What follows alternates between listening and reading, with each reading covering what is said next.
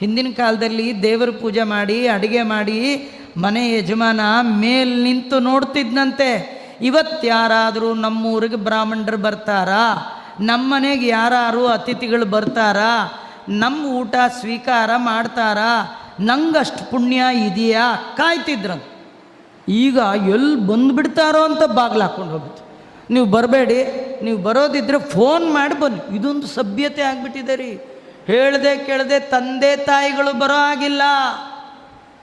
ತಂದೆ ತಾಯಿಗಳು ಮಗನ ಮನೆಗೆ ಬರ್ಬೇಕಾದ್ರೆ ಫೋನ್ ಮಾಡಬೇಕು. ಏನಪ್ಪ ನೀನು ಯಾವಾಗ ಅಂದ್ರೆ ಅವಾಗ ಬಂದು ಫೋನ್ ಮಾಡಿ ಬರೋಕ್ಕೇನು ಅಂತಾನೆ ಮಗ. ಇದು ನಮ್ಮ ಹಣೆ ಬರ, ಇದು ನಮ್ಮ ಸಂಪ್ರದಾಯವ, ಇದು ನಮ್ಮ ಸನಾತನ ಧರ್ಮವ, ಯಾವ ಅಧಪ್ಪತನಕ್ಕೆ ನಾವು ಹೋಗಿದ್ದೀವಿ ಅನ್ನೋದನ್ನು ಈ ಪುರಾಣ ಪಾಠ ಪ್ರವಚನದಲ್ಲಿ ಕೇಳಿ ತಿಳಿದಾಗ ಮಾತ್ರ. ವಯಸ್ಸಾದ 60-70 ಬಂದರೆ ಏನು ಪ್ರಯೋಜನ ಇಲ್ಲ. ಪುಟ್ಟ ಮಕ್ಕಳನ್ನ ಹಿಡ್ಕೊಂಡು ಬರಬೇಕು, ಅವರು ಕೂಡಿಸ್ಬೇಕು. ಅದೇ ನಿಮ್ಮ